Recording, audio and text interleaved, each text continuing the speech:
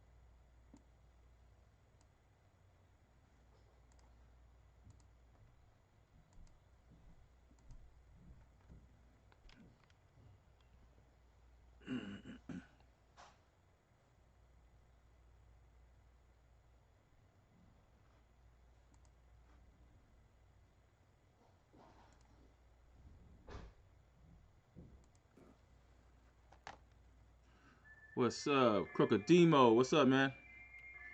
I'm gonna try to get back to 2300 now. Again. Do 5 minutes. Hold on. Let me make sure there's no arena tournament I could play in. That's gonna be pretty good. 12 o'clock. Alright, man, I'll try this. Even though I'm hesitant to try this here. Because when I berserk, it never looks good.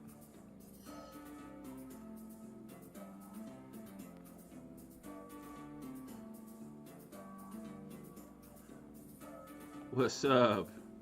Relinquish. Dragon.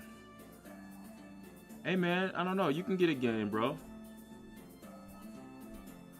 Send me a challenge, man, at Shunzu22. If you send me a challenge before I start this tournament, we can get a game going. Alright, I'm going to play a game right now, Relinquish, but right after this, man, to send me a challenge. Oh, shoot. I should have berserked this game. Okay. Trying to hit me with the Scholar's Mate here.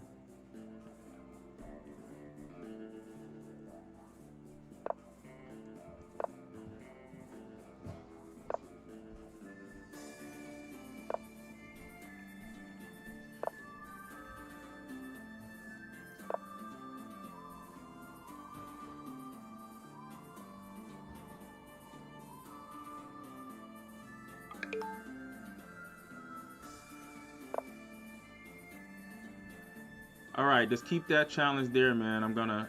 This game is gonna be over pretty soon, so give me a second here.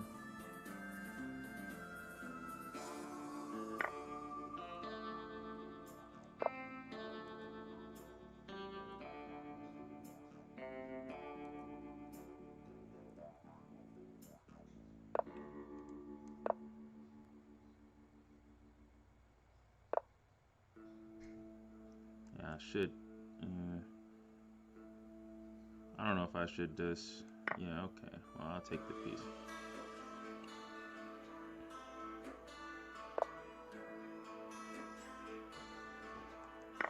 Here.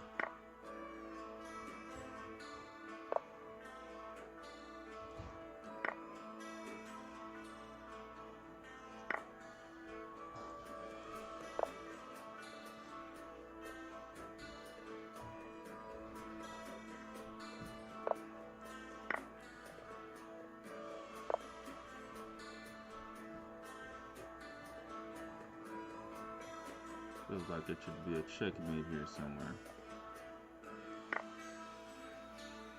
Check here. Oh, he gets a check here.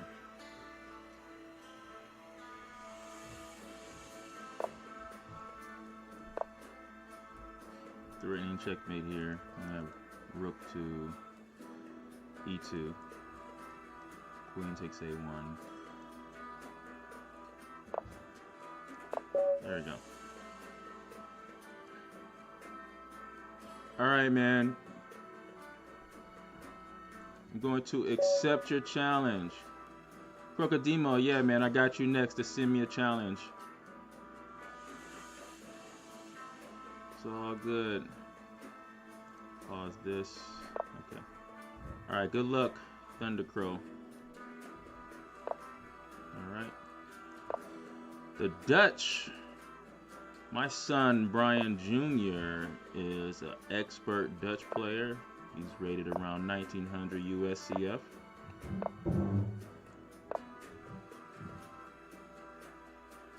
And he plays the Stonewall. Not yet the Stonewall quite yet right here. This is the classical Dutch here. So he plays D6. So my plan here with white, we're going to be doing a queen side attack here.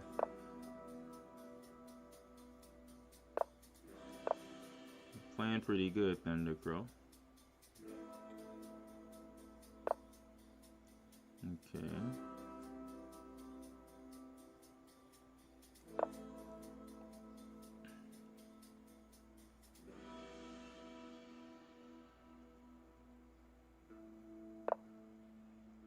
Alright, so I'm going to play this move here. A5. Key move.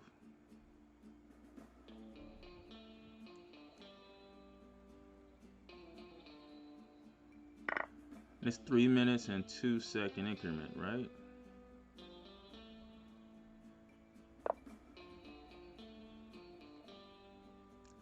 I'm gonna push this here.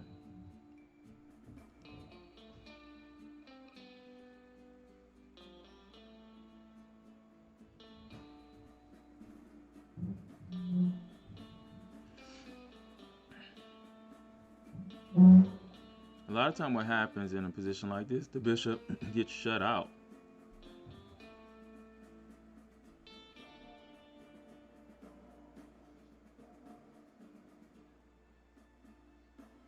As he thinks here. Okay, man, you could challenge Crocodemo, you could challenge me bullet, man. That's fine. I'm not that great of a bullet player. I know it's something where I was a really good bullet player. I got up past 2200 at some point, and then when I started playing slower chess, then my bullet is really bad. So yeah, Crocodemo, give me a challenge in the bullet, bro. Or should I say, I assume, bro. I'm sorry if you are a woman, that's fine too. I should not assume.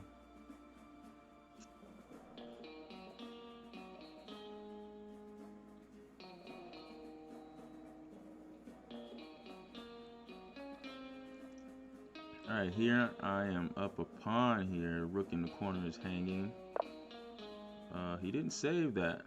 What's happening here? What if I just take this? What happens to me if I take that? Definitely love the trade here. Ah, okay. Alright, man. That's a good game. Okay, let's take this challenge from Cocodemon. Cocodemon. Alright, let's go, man. Ready? Yeah, good game, Dragon.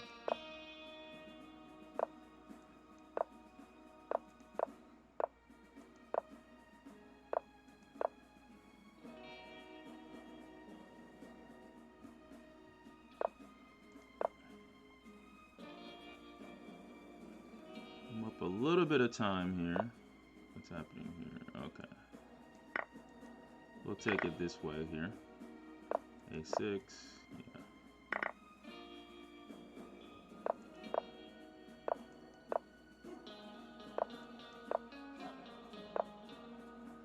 Okay. I'll play it this way. Good.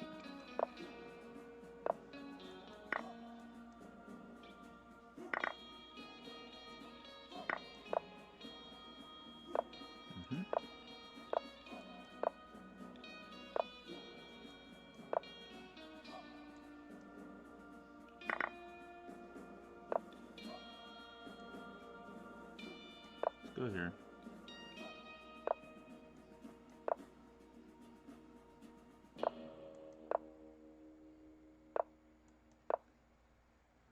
Wasn't that bad of a move either. Ah, that was a mouse slip. Okay.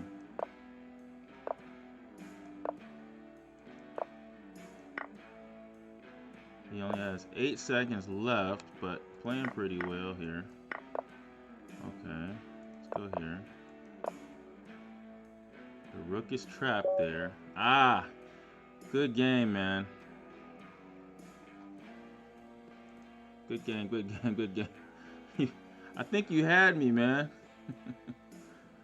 I think you had me in that game if you would have played B4, bro. Like if we go back, I like this move. Let's see. I'm sorry, C3. No, not this one. B4 here. Right here. B4 and stick the knight in my throat. You know what I mean? stick the knight right in my throat there. That would have been an excellent move. And I think that's better for black. You know? Alright, Crocodemo, man. I'll see you next time, bro. Good luck in your league.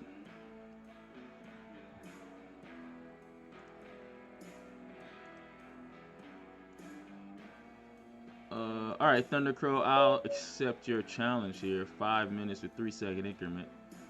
So, there we go. Okay. I'm gonna play this. See what you got. Ah, alright. Here. Okay.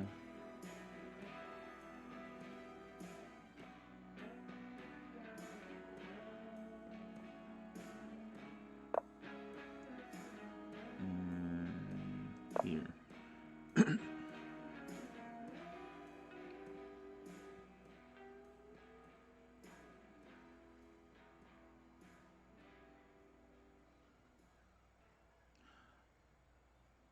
Dragon, are you oh, I see what you just said about trading the knights. Wondering what position you're talking about. Dragon, are you normally a London system player or what? Let me know, man. Maybe I can help you a little bit. Because I am a London system player. More than normally. Okay. So the whole plan here, Dragon, is getting this knight to c6 and rook on c8.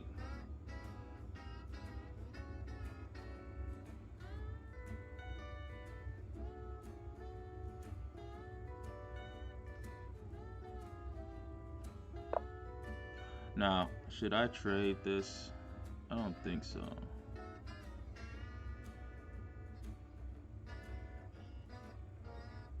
Nope, not gonna trade that. I'll allow the capture there.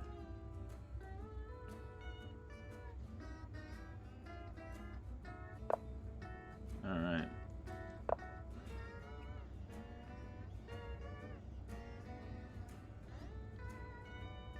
We're putting pressure on this d4 pawn here.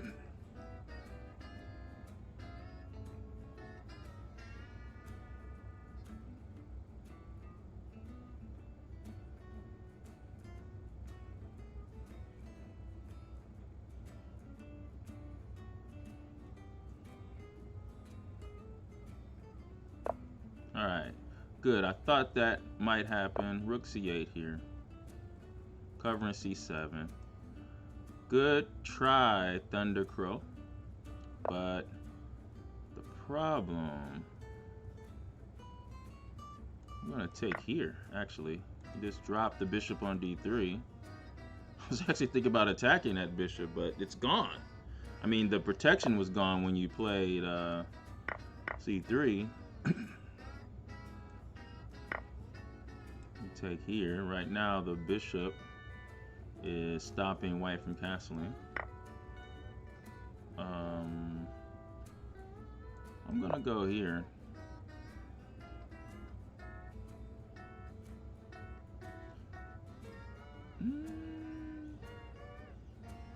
Oh, maybe not the best move, actually. No, it's actually not the best move. I'm just giving that back.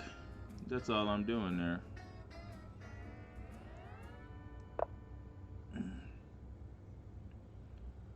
Luckily for me, I still have the better position, but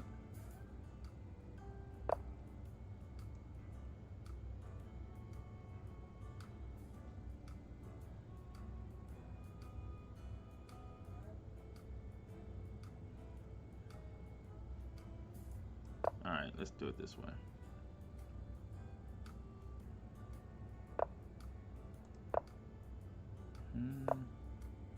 Okay.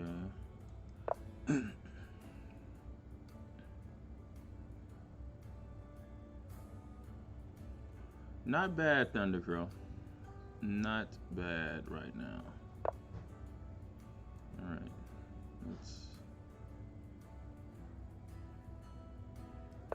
we'll go this way. Because bishop. Nah, you know what? Probably should have went all the way back. Shouldn't try to risk going for that there. So that might not have made any sense. What's happening here? Okay, I'm gonna go all the way back here. And I believe his plan is to bring the knight to d3. Okay, he doesn't do that. All right, so I'm gonna go over here, kick this knight out, and then I'll play queen to c4 after knight d3. Oh, no. I actually can't do that because of the e6. Well, you know what? Maybe I can. Okay, so he didn't do anything about it. Okay. Since he didn't, I'm gonna go here. Move out of the way. Bishop still has white stuck in the center of the board. We have a 2-minute advantage here. Definitely should take that there. Alright. And then this is just simply attacking the a4 pawn. Queen c2 or queen d1.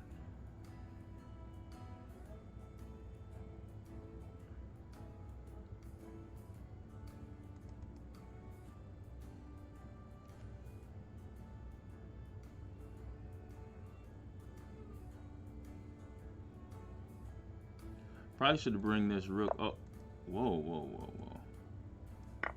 Okay, he's gonna bring the rook out to h3. That's what's happening here. I got it.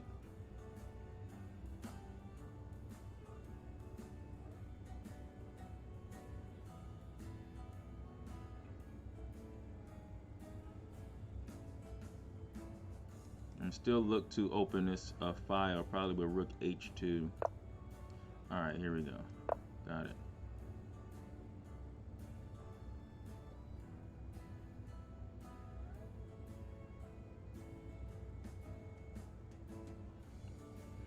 We can open up this E file.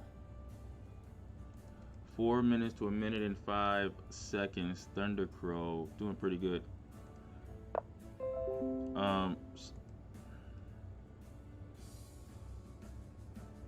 Oh yeah, man, I could show you a way that you could against Queen B6 Dragon. I could show you how to defend that, man. You know, that is the #1 line against the London system. You have to play like a Benoni or a Bingo Gambit if you want to play the best line against Queen B6. But I have another line that is unique to London system players. You can still play the London system. It's not as good as playing the Bingo Gambit or the modern Benoni against Queen B6, but it's still pretty good. So you might you might want to check it out here. I'm gonna play here because we're threatening now queen to f1. Check. Did I miss that earlier? Hold on, wait a minute, hold on. Oh no, I didn't. Okay. Okay.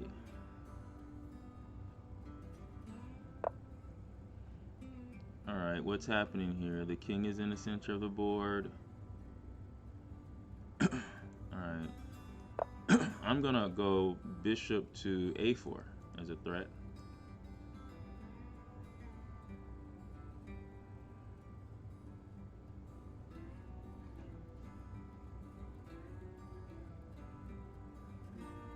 I could go check and take on g2 though. It's possible. I always have to watch it when you're taking a pawn on the g file. White could organize an attack on my g7 pawn, so always gotta watch that. I think I had enough to defend. Alright, he has 10 seconds, but we have 3-second increment here. Definitely gonna pin this right here. Let's take that.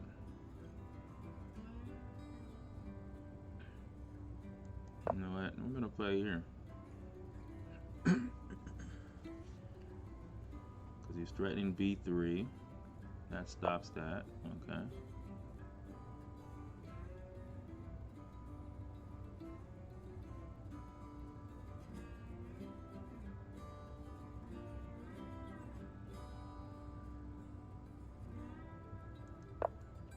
Start pushing here.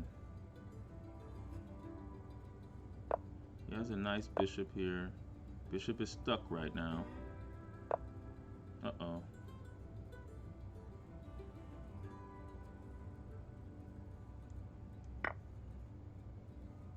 We can open that up.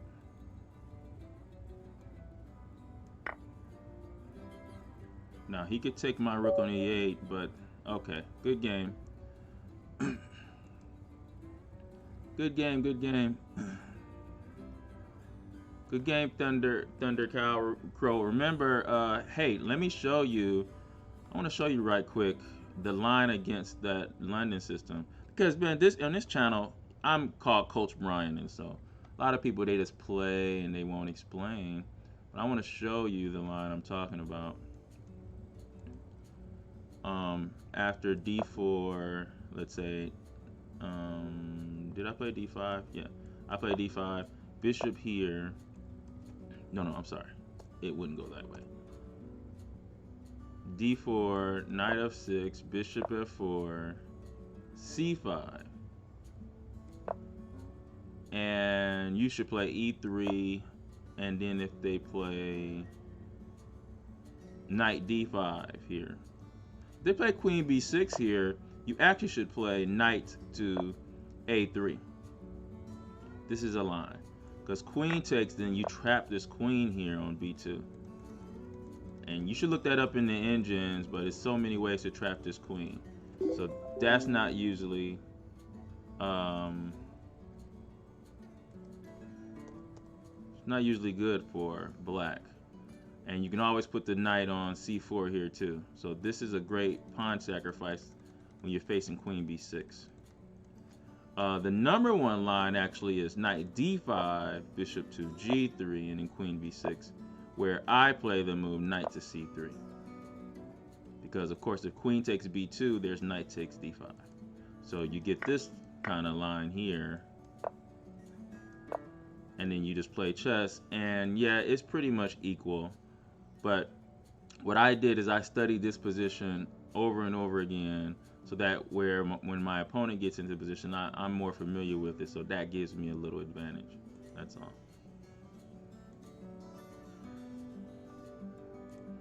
All right, I'm gonna go back into trying to get to 2300.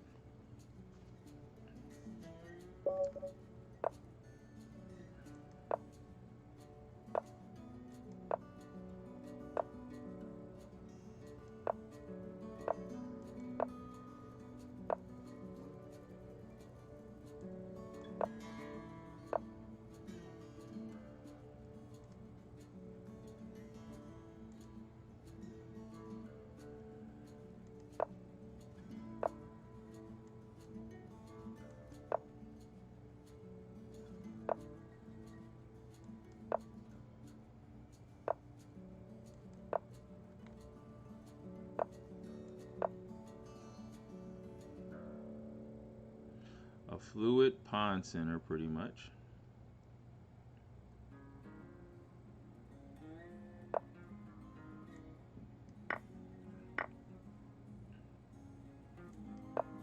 Let's open up this center here.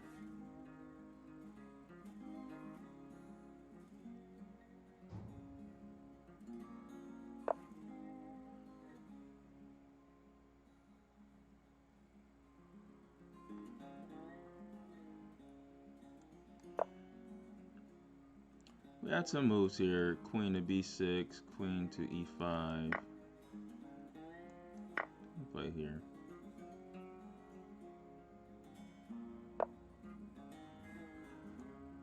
And definitely going to play here because now we have the d3 squares possible.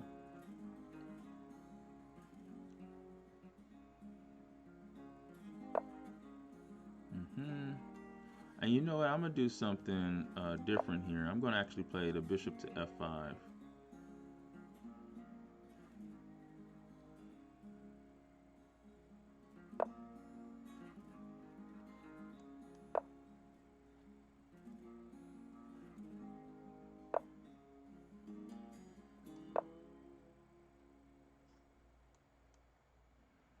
So I just want this d3 square so bad.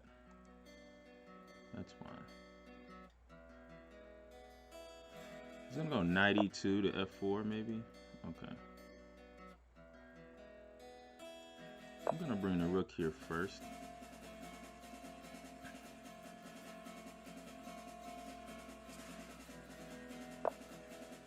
Alright. And then I'll go in here.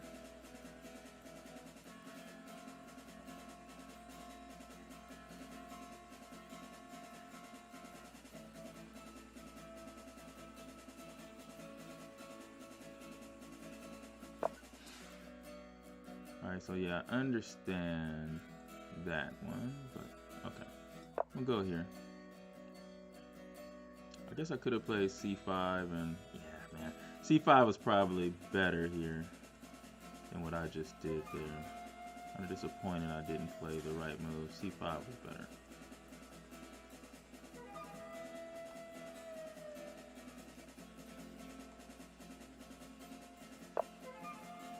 Okay. Oh, wow.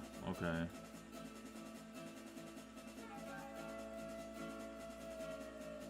That's a pretty good move.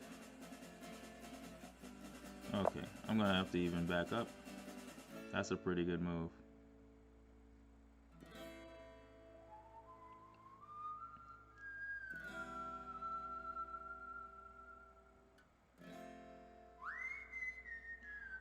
Oh, Dragon, yeah, I did go over the queen b6 line, man. Oh, yes, I did go over that. You know what, man? I'll go over it again after this game if you want to stick around a little bit so I can show you.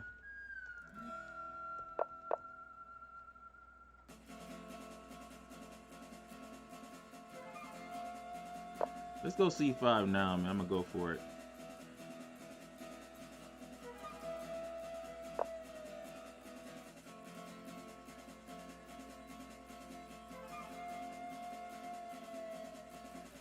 Or maybe not.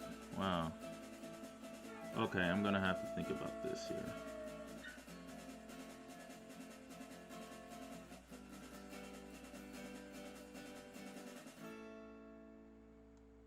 Yeah, I'm gonna have to go up here. And that means he does win a pawn here.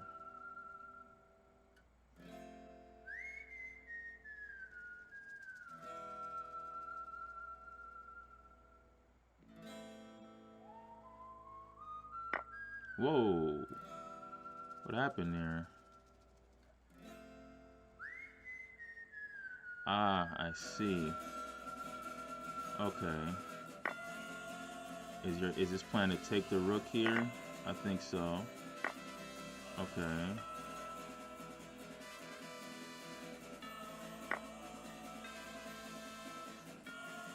Alright, we have a pass pawn here.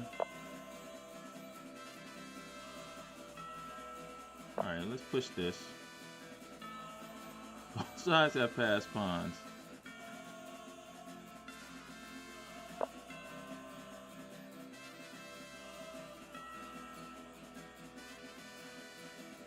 I'm gonna play here, and then he approaches.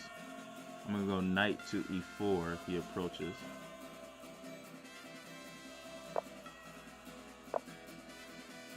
Threatening knight c3 check. A little bit more time.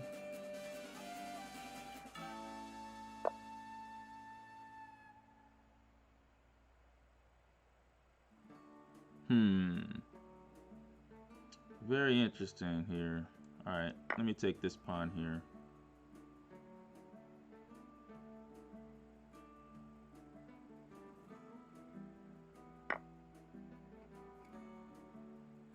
Okay. Check here.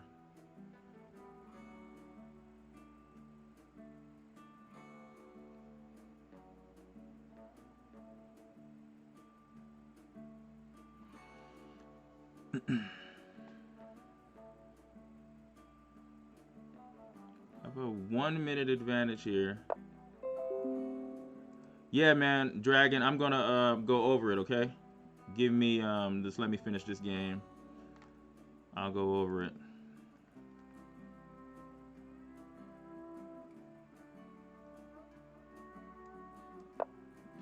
Let's see where he goes here.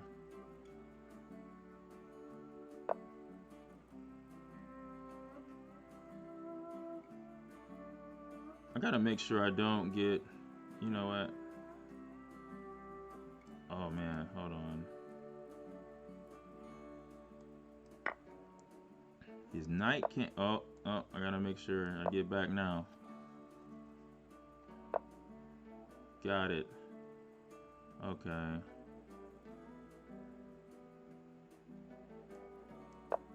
How about this? Oh, I don't like it already.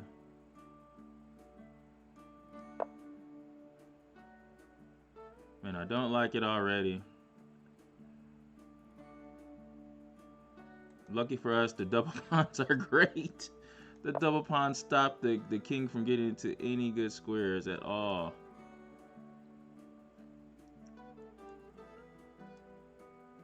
I'm gonna walk my king over now because I'm too scared. I'm too terrified here. Uh-oh.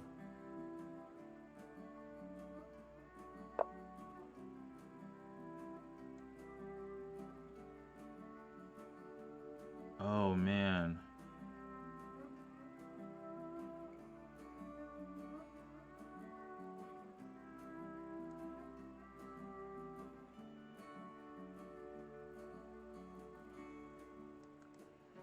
Uh-oh.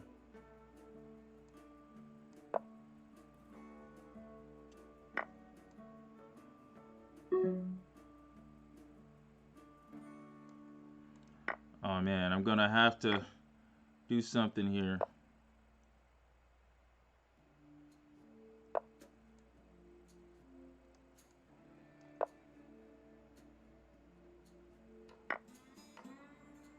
Okay. All right, let's go here.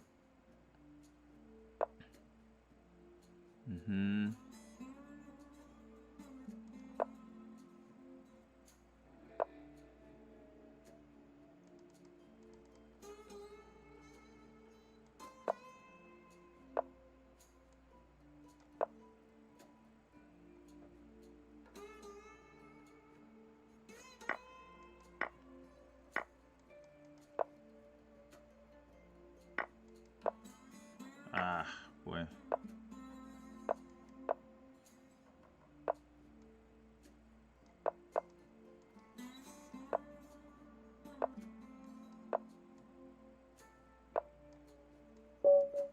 Wow. I lose. Oh man. Knight d6 on what move? Let's see.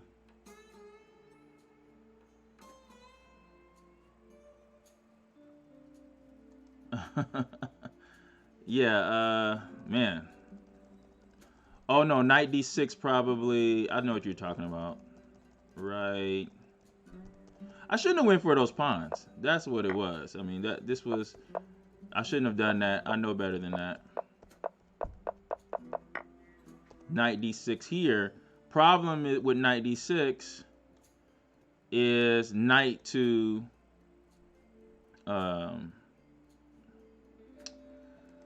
d7, forking the king and the rook. That's the big problem. I was looking at knight d6. Like, okay, I'm getting my rook forked. I move away, he takes my rook, and then I take his c4 pawn. But he doesn't care about the rook, he just cares about queening, so he just moves, this queen's the pawn. So that's the biggest problem there. Let me go through what I was talking about earlier. Let me see if I can get to our game, actually. Let's see what happens. Yeah, okay. Actually, here, I'm going to tell you something. You should play e3 here. This destroys any queen b6. Watch this. e3. I play c5. And you play the magic move knight c3. So all your London system books won't even mention this. But this is something that I found just by using the computer. And it's been played before, of course, but it scores the highest. I think it's like, I don't know, something like 53%, 54% in most databases. So that is what you want to play here. Because after queen to b6, now see you said bishop b4 idea. Yeah, or knight to b5. So after queen b6, what you would play here is knight to b5. And now you're threatening c7. So that's how you stop queen takes b2 here. And if he plays knight a6, your knight gets to stay here on b5 probably most of the game. And the queen and the rook usually can't even leave because you always have this knight takes a7 threat. So usually what happens is you would see maybe knight f3, bishop here, attacking the knight, but then you play a4. If they play something like this, you don't have to worry about this at all, because after take takes, then and queen takes, you play b3. Because if queen takes b3, take and take, you have bishop takes here. And then you can take this pawn right now. Well, actually, no, you can't take this pawn right now. You should castle, but these pawns combined with this bishop that's aiming at b8, this is a winning position for white here. Actually, a lot of times what I do is I miss some moves for black. Black should have played e6 and castled first before doing all this, but this is just winning for black because you have bishop to b5 check. This is not the way black should play. I'm just giving you an idea. Yeah, so the line where they sack on b2, so let's go through that then. So so here with knight c3, they don't sack on b2, right? In the other line, the line where it's an early queen b6, so that is with no knight f6, so let's say bishop there. I play c5, then you play e3, then there's queen b6. So there's no knight f6 at all. And then here you can play knight c3 or knight a3. I think knight c3 is good here. After queen takes b2, knight to b5. And we're going to stop that with knight a6. And then the move a3. This is the key move here, because I'm going to show you why. So let's say we play e6. I'm just going to play some moves for black. Then when you play rook to b1, he plays queen a2. Your whole plan, you could go queen c1 and play rook to b2, and that queen is trapped. Or you can go knight to e2 and then knight to c3. So a lot of times we see, and let's do it again because it doesn't have to be d5. It could be something different like this. So let's say after d4, knight f6 is played and you play bishop f4, and then they play c5, you play e3. Remember, e3 is the most accurate move in the London system instead of knight f3. And then he plays queen b6 right now. Still, you could play the move knight to a3. If queen takes b2, knight to b5, knight to a6, and then a3. And then you see this move knight to d5 a lot of times, but you just, you know, you can just let this go. And then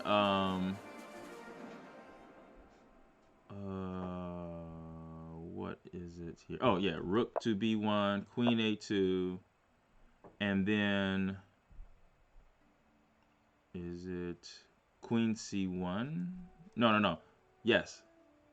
Wait, hold on. Let me make sure this is correct. Yeah. Maybe it's knight to e2.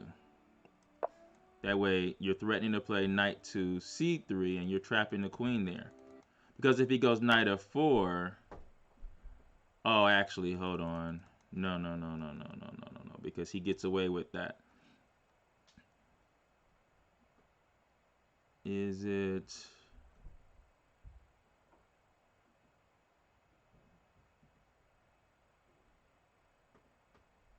Oh, man, hold on. I know it's in no games found. Hold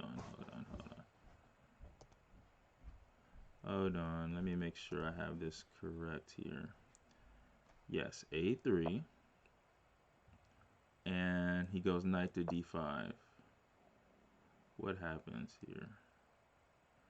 Oh, okay, rook b1, queen a2. Oh, I see it is, yeah, so we go rook b3 here. That stops the queen from moving back. Ah, and then knight e2, and then the c3, and the queen is trapped. So, like, let's say he goes knight takes f4. I just want to show you exactly what I'm talking about. How will we get out of here? Let's say we play here, e takes d4, I don't know, knight takes f4, and then knight c3, and this is what you want here. You stop the queen's retreat with the rook on b3, you put a knight on c3, he can't go anywhere, and so he has to take there. Yeah. You say there's this draw line. Oh, you talking about, let me, is it the one where, okay, I think I know what you're talking about here. It's queen takes b, yeah, I know exactly what you're talking about. Let's go back. The draw line is an early bishop f5, I believe. So here, let me flip it over so you can look at it from from White's perspective here. So after d4, d5, bishop f4. No, it's not this one. It's yeah. Wait.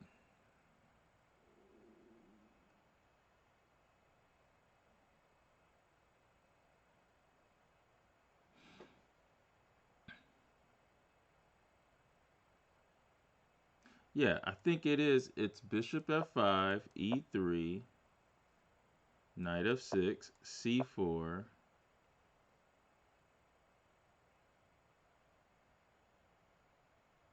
c6, knight c3.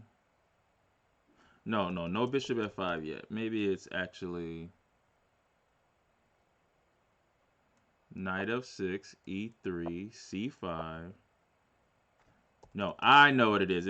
It's actually c5, e3, knight c6, c3, queen here to b6 here, and then queen right here. c4, queen to c2, and bishop. Is this it? Here we go. Bishop to f5, queen takes b5, queen takes b2, queen takes d5, queen takes a1, and queen to b5. And this is actually better in the long run for white. There's a lot of ways to draw. Is this the one you're talking about? Oh yeah, that line you're talking about, rook a1 to rook b1. Yes, because there's a rook takes a6. Actually, that's not. You can draw the game there, Dragon, but you shouldn't do it because you're actually better with white. Rook a1, rook b1. You could definitely go back and forth and draw. But this is the sacrifice line here, made famous by Gadakomsky. But I ran the computer through it, and I played. But when I play the black side, I play this way with black because it requires a lot of knowledge. Um,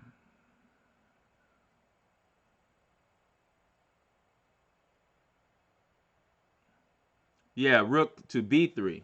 Yeah, rook b3 shuts down everything in that line. But this is another line that London system players, yeah, London system players should know. Is this line here? I mean, for both sides because it requires knowledge for both sides. But black is actually okay after castle, bishop takes c4, and e5. And I don't think you should even take this. And then the move bishop to a3. And this is the way we're going to get our queen out. And so these lines, I mean, I've been in these lines with strong players, international masters, and on both sides of the line, and have won really nice games there. But but yeah, that queen takes b2. You almost always want to allow white to play queen takes b2, even if you don't get that pawn back. There's another line. Yeah, I know. It looks scary for black. It does. But with the computers, you put a computer on it, man. Oh man, it'll show you the light. Even though you couldn't just wing it by playing in those positions for sure. Um, where's the other line? There is a line where it's just a natural sacrifice. D4, D5, Bishop F4. I think C5, E3, Knight C6, maybe C3, Queen B2. Already, I think this is wrong. I already think this is wrong because there is no Knight D2. Yeah, already something. This is already wrong. There's no C3 here. Maybe Knight F3. Queen B6, Knight D2, Queen takes B2. Here we go. And well, even this one looks wrong. It might be Knight F6 here. So Knight F6, Knight D2, Queen B6. Yeah, maybe this here. Knight F3, Queen takes B2, and then Bishop to D3. This line here, I'm gonna switch back to the engine here. Actually, there was no C5 here. Maybe it's a C6 move. Yeah, that's what it is. Maybe it's C6 here. Yeah. E3, Knight F6, Knight D2, Knight F, no, E6. Knight here, Queen B6, Bishop D3, Queen takes B2, and castle. This line here, you're down a pawn. But the whole plan is to put your pawns on c5 and a5 and put your rook on b1. And it's very hard for black to make any progress at all. Let's see. Let's say bishop e7. I think.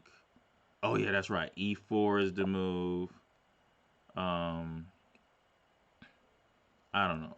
Let's say castle, e5, knight to d7, rook b8. Queen a3. I mean, like this line is a sacrifice. You don't get any material back, but yeah, right. So e4 first, and hey, just remember this: put all the pawns on dark squares and put the rook on b1. So That's me being a coach. I find a simple way to explain it to you. Yeah, put the pawn on e5, pawn on c5 and a5, rook on b1, and play chess. You're gonna squeeze them. Okay. Yeah. So London System is a very one of my favorite openings, man. I started playing the London System because I was teaching it to one of my top students, Narita Albiz, because I was tired of her memorizing things and not using imbalances to learn how to play or to direct her play, because that's what I teach, how to read the board with imbalances. And she was memorizing things, and you don't want to get your students in the habit of just memorizing variations without knowing what each move means. And so I gave her the London System, not knowing much about it myself. I studied it before I actually gave it to her, and then I started playing it myself. I gave it to my top student, who was a top 100 junior in the nation at the time, and here in the United States, Aiden Song. Aiden Song has played it forever since then, switched from E4 to D4. Another top student of mine, Andrew Friedman, then played it as well. So I have a bunch of London System players. Um, what opening do I recommend for London System? I don't. Oh, other than the London System, you're saying, right? Um,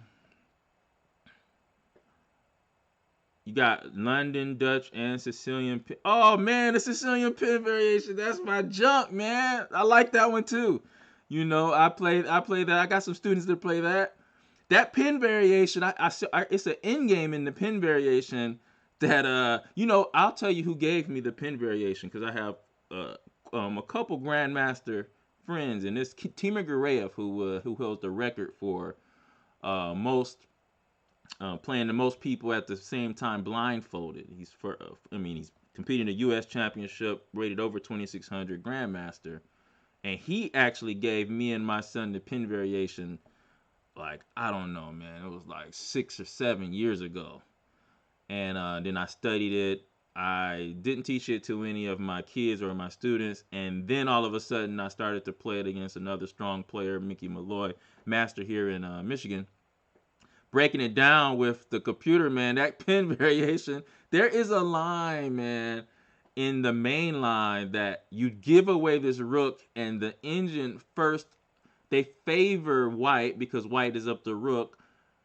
But if you look at the game, the engine kind of changes his mind and favors you, even though you're down in exchange, because you have the only open file to use. So that pin variation has some discovery in it. And if you study the end game in the pin variation really well, man, that's a good weapon. The problem when you're playing a Sicilian, though, is most people are playing anti-Sicilians, right? That's what you're probably seeing the most right now, especially on Lichess. If you're 1700, you're seeing anti-Sicilians, Grand Prix attacks, or Smith-Morr gambits, or Alapin C3 Sicilian, which is very popular and very effective. So sometimes you don't get to see the open Sicilian, and so the pin variation, you might see that 50% of the time.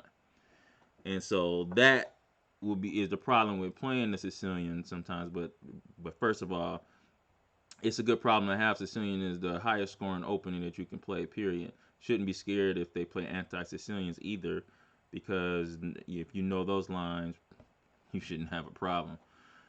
um, I recommend playing all openings, bro. Like, I mean, Ruy Lopez is the number one opening there is. Hey, man, I'm a Gemini, so I have different personalities. So sometimes I feel like playing E4, sometimes I feel like playing D4. It all depends on how I feel. Um, but it's good to play a lot of openings to, hey, what's up? Lucid, what's going on? It's good to play a lot of openings so you can see a bunch of different positions and different pawn structures. And so that makes you good in chess overall. So Ruy Lopez, Queen's Gambit Decline. I played the Catalan, which was nice. The Kali, you want to. Kali is nice. The best player to ever play the Kali to me is uh, Yakov Norowitz. You know, I think he's from New York. International Master Yakov Norwitz. He plays almost exclusively the Kali, so it's good to look at how he plays that. And so I mean, it's so many. You know, Scotch Gambit. I mean, like but it's all about knowing the idea of the openings. And remember, openings are like candy, man. We just can't get enough of them. Everybody wants to study them and get this advantage, but the reality, man, it doesn't even matter what opening you play as long as you know the ideas. It just matters if you know how to read the board and how to choose the right imbalances when you're playing the game.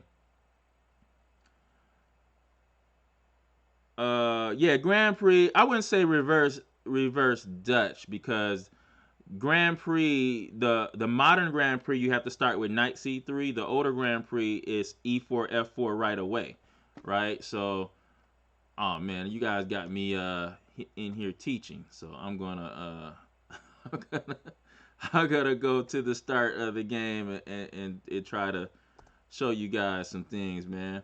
All right, so e4, c5. F4 is the old Grand Prix. This is like, I guess you was, because it's F4, it has the Dutch feeling to it, right? But you're recommended to play knight c3 first, so you can get control of the d5 square first and then f4. Um, Grand Prix is a decent opening to play. I started with the Grand Prix defense, but yeah, man, King's Indian defense is good for black. And I'm gonna tell you something. If you are not a 2200 plus player, everything is good, man. So if you're rating 850, play everything. Don't listen to anyone telling you not to play anything because up at the top levels, they are trying to get a small advantage. And so a lot of people stopped playing the King's Indian defense because it was hard for black to maintain equality. If you wanted to like play something solid and it wasn't going to be like very risky, King's Indian is that. It could be risky on the top level, but on on our level, man, on Earth, you know what I mean? You could play anything as long as you know the ideas. And also, King's Indian defense was played by Bobby Fischer and Gary Kasparov. So it's not a bad opening, nowhere near. So yeah, man, go check out that King's Indian defense. But remember, instead of trying to memorize the moves, because if you're 850 and you're playing someone else that's also 850, guess what? You guys don't know. Neither one of you guys know the theory to the opening. Neither one of you guys know what happened in 1916 in the first game of the King's Indian defense. So what's really valuable? Thanks for the sub.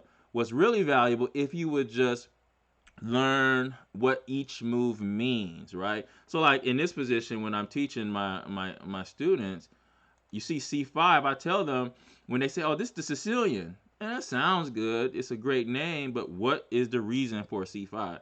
C5 says to white, "I'm gonna control the queen side." All the strongest grandmasters that play the Sicilian, and they have been the strongest from all world champions, when they play the Sicilian, they usually stick to the plan. There is going to be queen side play for black. Black is going to try to control the A, B, and C files. And when the open Sicilian occurs after D4, knight of 3, E6, D4, black in this game is going to put queen on C file, rook on C file. He's going to try to remove the defender of the E4 pawn by playing A6, B5, and B4.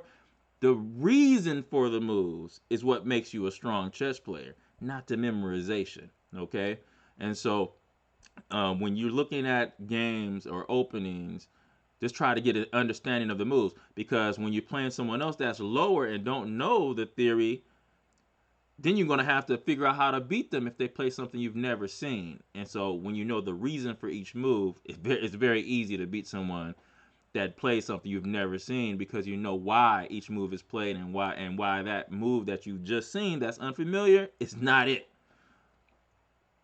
Um, yeah, man, Simon Williams, Grandmaster, playing random openings. That's right, man. Dragon, yeah, don't care about openings too much, man. Just care about having fun and learning how to play. You know what I'm saying?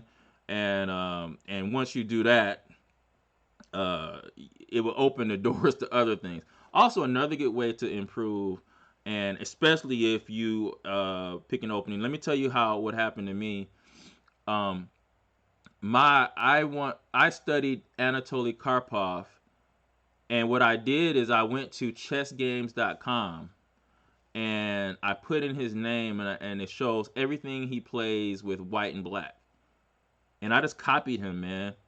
And I looked at all his games very fast, and everything he did with black against every different opening, and everything he did with white, I just copied everything he did, right?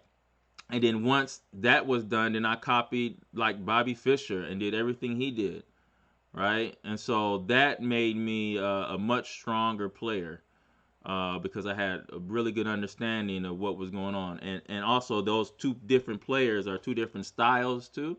So that made it, it made it to where I can understand the moves that were being played. So, hey man, Chessable, you know what? Let me tell you something about Chessable, man. I have done some Chessable. I think it's a great tool.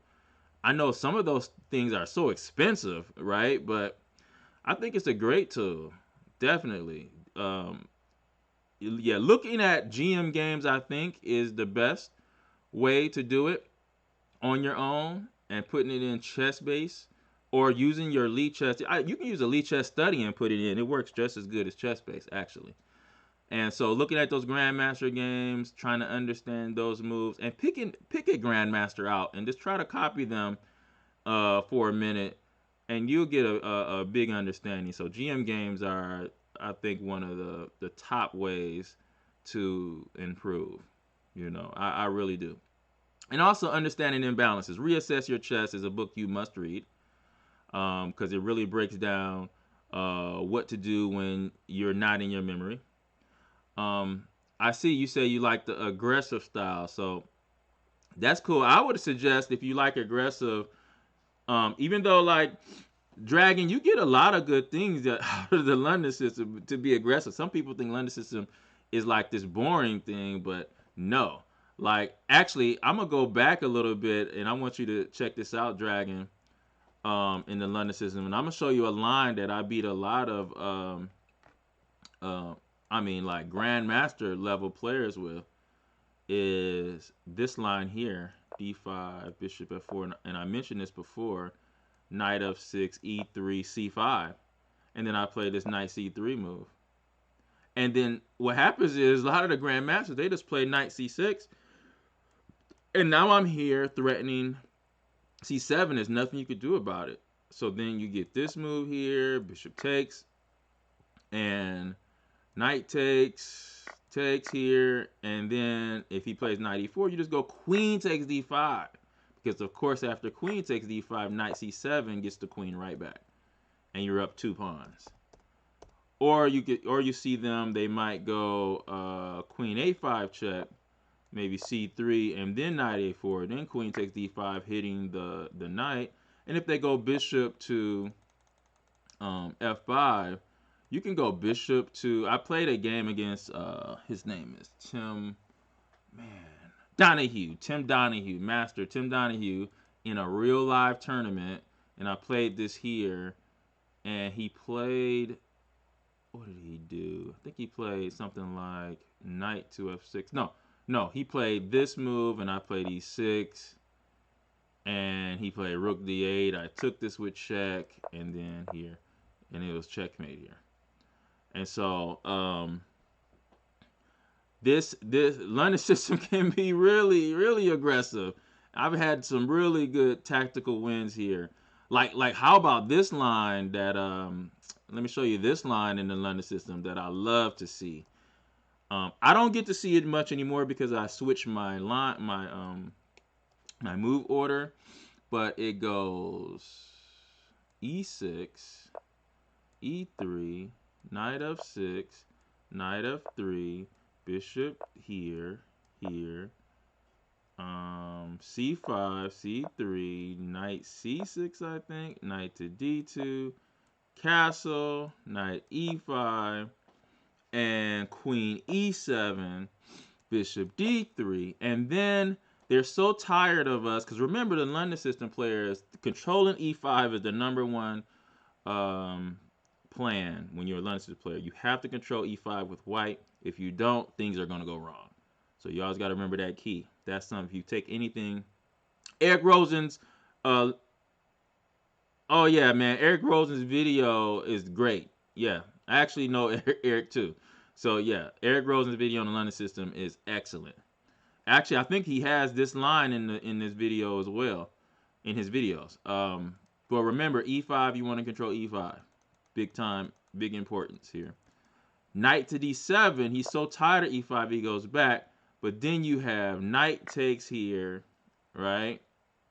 And if, I think he should take with the queen, but if bishop takes, you take here, he takes, you take here, bishop takes h7 check, king takes h7, queen h5 check. And the key is bringing the knight to g5, and we do that by going knight e4. And right, we go knight e4 because if pawn takes, queen takes queen, right? And so he can't do that. So usually you see queen c4, then the knight comes in here. If he tries queen d3 to try to stop it, you just play e4, and it's just unstoppable here. And usually they play rook e8. You have check here. You go back here, check here. And I think here, I think the move is, oh, no, yes. So do you check here? Yeah. You check here. Queen check here. Queen d6 is usually the move. I never really seen the other one. Knight f7, no, b3. b3 here. Where would the queen go? Queen h4 I've seen before.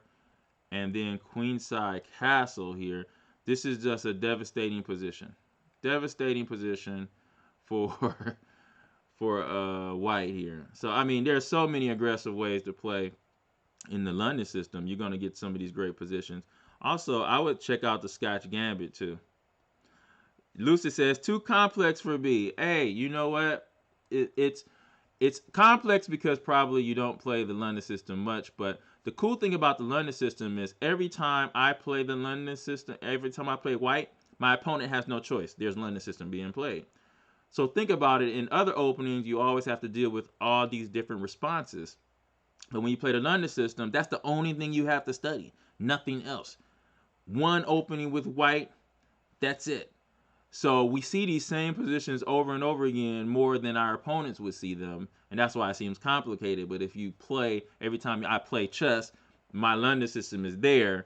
It doesn't. It's not as complicated from my perspective.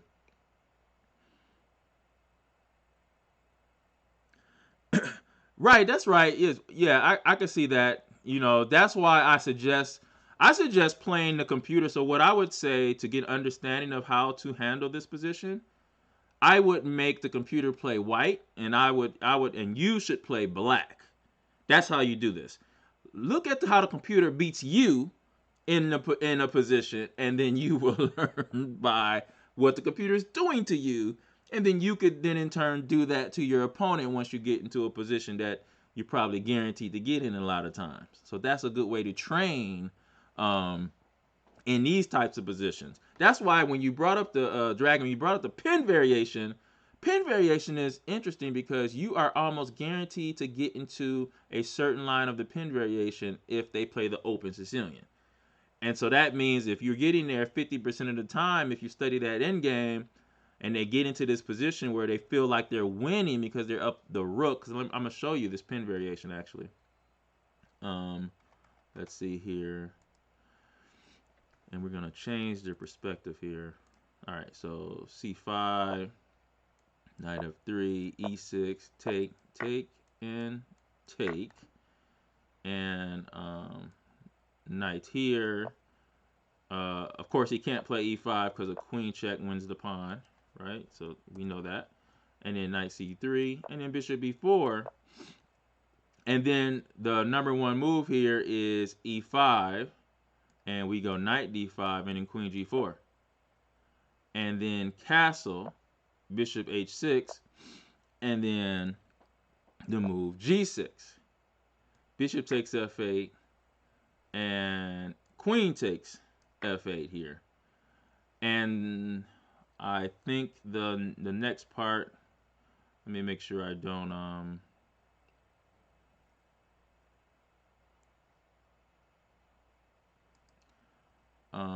let me make sure I have, yeah. So queen g3, queen c5 right here, and knight e2, knight to c6, queen side castle, knight takes e3, knight takes e3, queen takes e5, queen takes e5, knight takes e5, bishop e2, and then d5. This is it, guys. Excuse me. You're almost guaranteed when you're playing the pin variation or open variation to get to something like this if your opponent is prepared. Now, if your opponent isn't prepared and can't even get to this far, you're gonna have an excellent game with black. The problem is, even though white has a rook for a bishop, and this has nothing to do with the bishop pair either, which surprised me. I thought, oh, the bishop pair makes up for being down exchange. Nope. Computer has no problem with trading the bishops off. It's the fact that the open C file is available to black and is closed for white. White's rook can't do anything on the C file, but black's rook is going to do it. Whereas white's rooks don't really have any good targets. Like he has the open E file, he can use that. They usually try to play H4 and H5 to open that up, but then the rooks can't penetrate down the file. F4 is usually the move. Yep, knight to C6, or maybe even knight to D7, and then H4. And we look at this here. Yes, white is better by a pawn. And so, but as you play through this game a little bit more, and remember, white is better by a pawn, but white is up a rook for a bishop. So it should have been 2 pawns or even more than that. That shows you how much compensation black has in return for the exchange. Bishop d6. Now, what I see a lot of times, this bishop goes to, what the bishop does is stops any occupation on h8 for a rook. Right, and then I also seen a position where the knight winds up on f6, the bishop, or not on f6, some other square. So even here it says rook h to f1. What if you bring the other rook over? Then you have, then it suggests, I would say bishop d7, but it suggests a lot of different things here. Bishop d7, you're going to hurry up and get this rook in. Here goes the h pawn. And here, he just ignores it. Let's say we take here and take here, or it even says take the other way. So maybe I don't want to do that. G3 frees the rook from defending the f4 pawn. King g7. Right, this is what I wanted to get to. It looks like white would like to double the rooks down here and attack the king somehow, but there is no, even if you were able to do that, the king does not get bothered at all. Whereas when we get here and start to play b5 and b4, it's going to be a problem. It's going to be a big problem here. So this is an endgame. I think you guys should study this. As you see, the advantage, computer has changed his mind about how big of an advantage white has, even though white is up in exchange.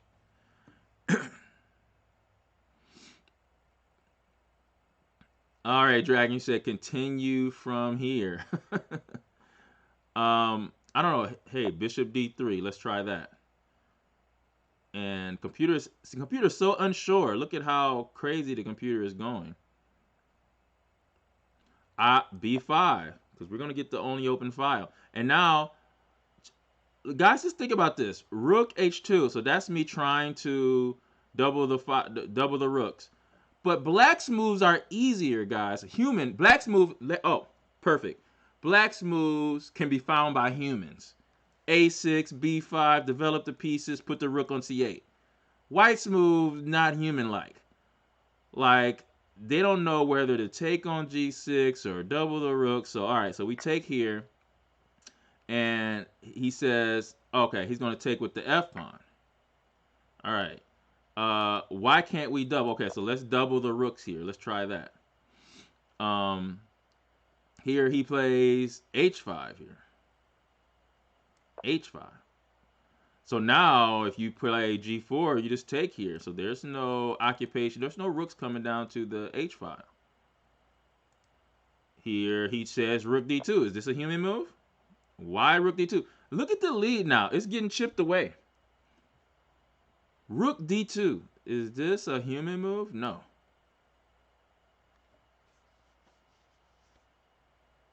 Oh, okay.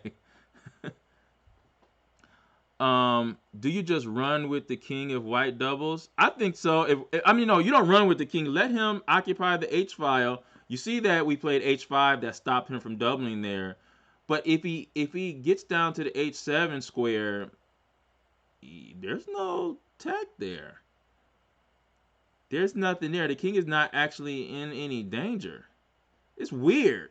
It's very weird. And how I learned about this position is, remember, guys, what I said before. I played white against black being the computer. And I tried to find human moves with white, and all I did was made it worse while the computer crushed me with black. And so this is why this pin variation is very interesting.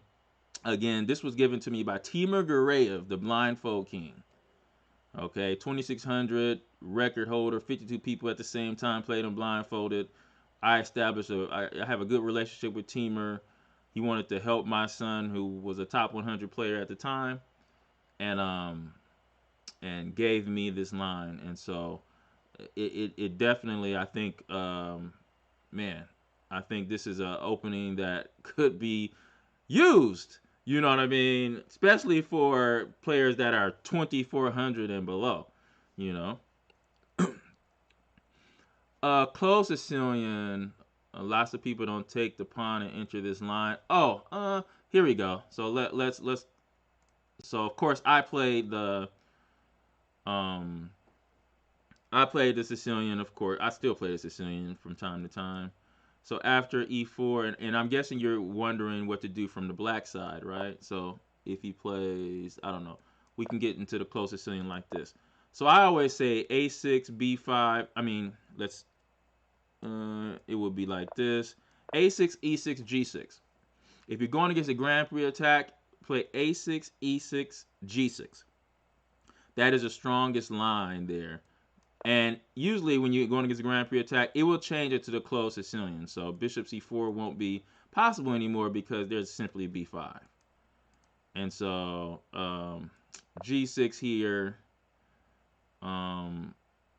he plays g3, bishop g7, bishop g2, and you should be completely fine here. Knight to c6, castle, and knight to e7, because you want to play f5, and this is the way you can play here. So you probably should fianchetto your bishop when you're playing against the closed Sicilian. d3, which now is the closed Sicilian, right? Or you know, they could play, what, they should play knight c3. We still want to play a6. They could play it like this too: b5, bishop g2, bishop b7, d3. This is the closed Sicilian. e6, f4. Even play d5 here right away. e5, knight e7. Let's say knight f3. I was wondering about h5, but I guess you can just play knight f5 here, castle, and then h5. Look at your knight on f5, good square here. I'm pretty sure you can play knight to d7 or knight c6 with bishop b7. You're just perfectly fine here. No problems at all. Yeah, d5. Remember, in all Sicilians, Dragon, d5 is a push you want to execute. You just have to have patience enough to make sure you're not giving away anything in return that could be a nagging thing for you to defend afterwards. So, like, if you play d5 and there's an en passant, you got like this backwards pawn, and you feel like your opponent could pile up on the backwards pawn before you um, get consolidated and get yourself going with your development, don't do it. But and be patient about it. But D5 is the most important square in all Sicilians. Yeah, man. Whenever you don't get D5 in, you will be cramped. That is actually very very true. So, but anyway, man, I gotta go, man. I gotta go. It was so good kicking it with you guys and talking about the game. Um, and this is something that I enjoy most is trying to give some help and some direction to players who are looking for it and trying to be better chess players, man. And so, Relinquish Dragon, thank you for joining me and watching me play some games. Played me a couple of games, man. I appreciate it. And I'll be streaming more often. I'm kind of old, man, so I'm not used to going on as much as others, but I'll be streaming a little bit more often. Hope to see you the next time. I really appreciate you coming and joining me. And for the Implodians, I am Coach Brian Killer B. Implodian out.